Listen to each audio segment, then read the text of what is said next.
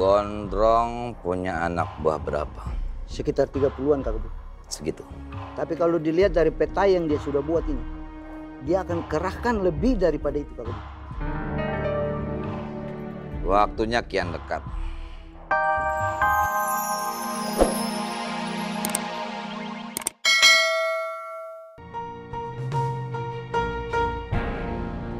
Kang Bondan.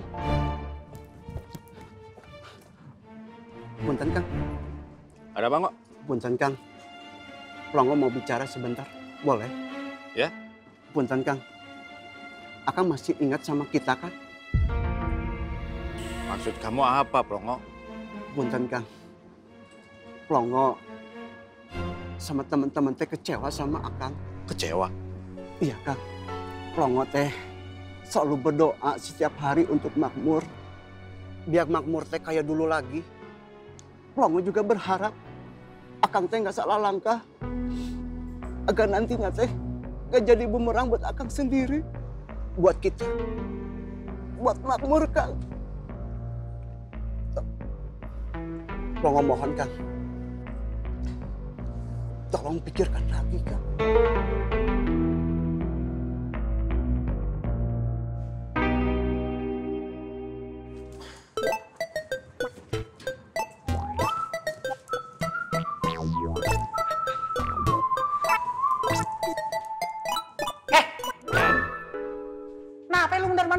Sambet lu.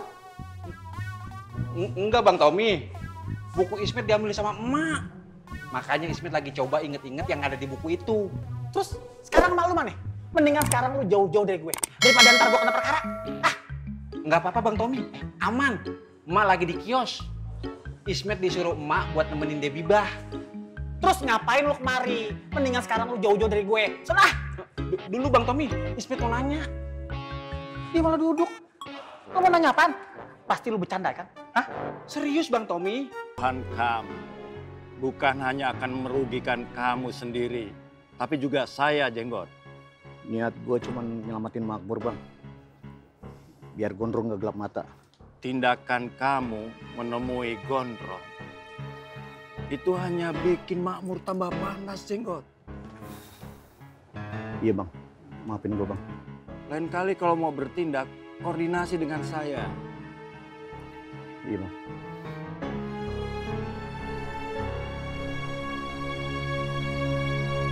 Ana tidak percaya dengan omongan antum.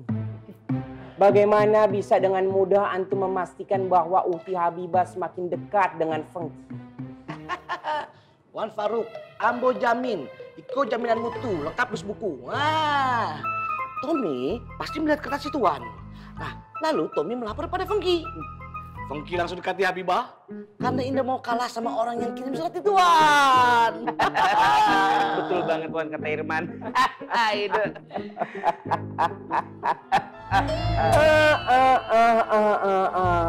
Sungguh trekking yang sangat al bin ajib.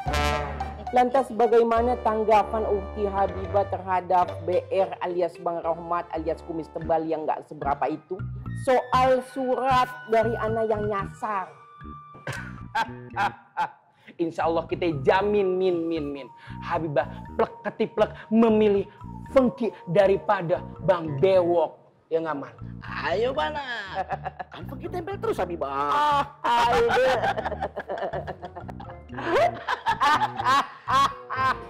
Ini suaranya ketawa. Saking senengnya. Yuk.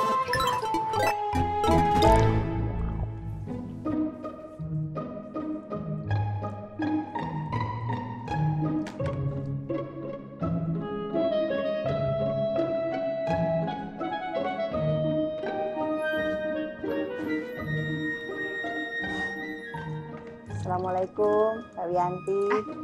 Waalaikumsalam. Nggih, Bu Ani. Maaf mau mengganggu waktunya sebentar. Saya pengen ngobrol penting. Bisa nggak? Oh, bisa. Monggo kita ngobrol di dalam. Terima kasih. Monggo Bu Ani silakan. Alhamdulillah.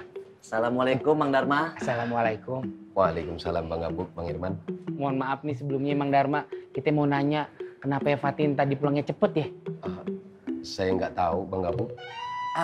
Apa mungkin ada hubungannya dengan Ustadz Zainal yo? Itu dia. Untuk soal itu juga saya nggak tahu, Bang Irman. Maaf, saya mau pulang dulu. Permisi. Assalamualaikum. Waalaikumsalam. Warahmatullahi wabarakatuh. Mana kan? Bang Dharma pastinya tahu kalau soal-soal seperti itu. Aku sudah bilang sama Wan Faruk. Wan Faruk pasti saja tetap tanya. Oh, Udah. Yang penting kan kita udah nanya tadi sama Mang Dharma, ya kan? Tinggal bilang aja ke Wan Faruk. Mang Dharmanya kagak tahu.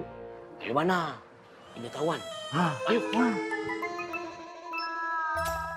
Di dalam Al-Quran, surat An-Nur ayat 26, kurang lebih disebutkan bahwa laki-laki yang baik akan mendapatkan wanita yang baik. Begitupun sebaliknya, laki-laki yang buruk akan mendapatkan wanita yang buruk. Jadi, siapapun pasangan kita kelak, insya Allah tidak akan tertukar. Semua ini sudah tertulis dalam Lauhul Mahfuz. Maaf Mbak, mau tanya lagi. Ciri-ciri laki-laki yang soleh itu kayak gimana ya? Nggak usah dijawab, Dok. Assalamualaikum semuanya. Salam. Waalaikumsalam. Bu Jomblo. Bu Ani kalau mau tanya-tanya bagaimana ciri-ciri laki-laki soleh, tanyanya sama saya saja. Kan saya sebentar lagi mau menikah sama laki-laki soleh. Ayo, tahu ndak siapa orangnya? Betul, Bapak Muhammad Dharma. Bu Ani, kira-kira kenapa ya saya kok bisa berjodoh sama laki-laki soleh? Tahu ndak jawabannya? Betul, karena saya adalah wanita soleha. Jadi, kalau Bu Ani itu pengen belajar bagaimana caranya menjadi wanita soleha yang berhasil mendapatkan hati laki-laki yang soleh, belajarnya sama saya aja, jangan sama Wiyanti. Wiyanti itu memang paham agama, paham segalanya, tapi sayangnya anaknya pendiam dan pemalu. Kan nanti kasihan Bu Ani kalau belajar sama Wiyanti, tapi Wiyanti kasih ilmunya cuma setengah-setengah. Takutnya, ya itu tadi, Bu Ani belajarnya nggak tuntas. Iya, Po ya, nggak usah mbate. Sombong amat.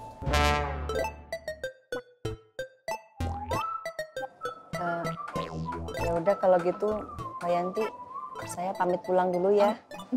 Assalamualaikum. Waalaikumsalam. Waalaikumsalam.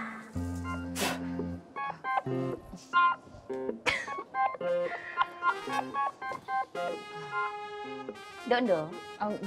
Nggih, boleh. Bojomu pulang jam berapa? Mungkin sebentar lagi pulang. Kamu telepon Nak Apoy, bilang suruh pulang cepet karena bule mau ngobrol sama Nak Apoy. Nggih, boleh. Ya udah kalau gitu bule ke belakang dulu ya. Nggih. Boleh. Lo kok jalannya mundur? Di mana-mana yang namanya ke belakang itu letaknya di belakang. Kalau kamu nyuruh bule begini, yang tadinya di belakang bule akan menjadi di depan bule. Kan bule mau ke belakang bukan ke depan. Ini hal sepele, masuk kamu nggak paham juga sih, Nduk? Juga ya. Ya udah kalau gitu bule ke belakang dulu ya. Nggih.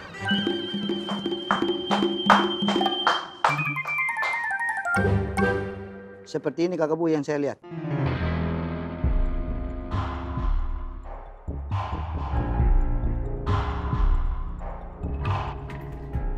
Gondrong punya anak buah berapa? Sekitar 30-an Kakak Bu. Segitu. Tapi kalau dilihat dari peta yang dia sudah buat ini, dia akan kerahkan lebih daripada itu Kakak Bu. Waktunya kian dekat. Kita harus siap-siap. Beskrai Kakak Bu. On the cry. Dulu waktu Bang Rohmat belum tahu soal agama, Bang Rohmat pengen ngerebut makmur. Tapi sekarang, di saat Bang Rohmat udah tahu agama, udah bisa berbuat lebih buat makmur. Justru Abang malah diem.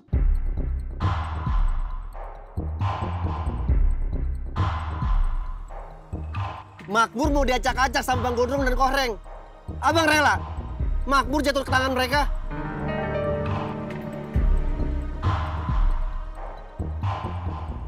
Bang, ini terakhir kalinya Ayo mohon sama Abang. Kalau sampai makmur kenapa-napa, Abang orang pertama yang bakal ayah minta pertanggungjawabannya, Bang. Ceroboh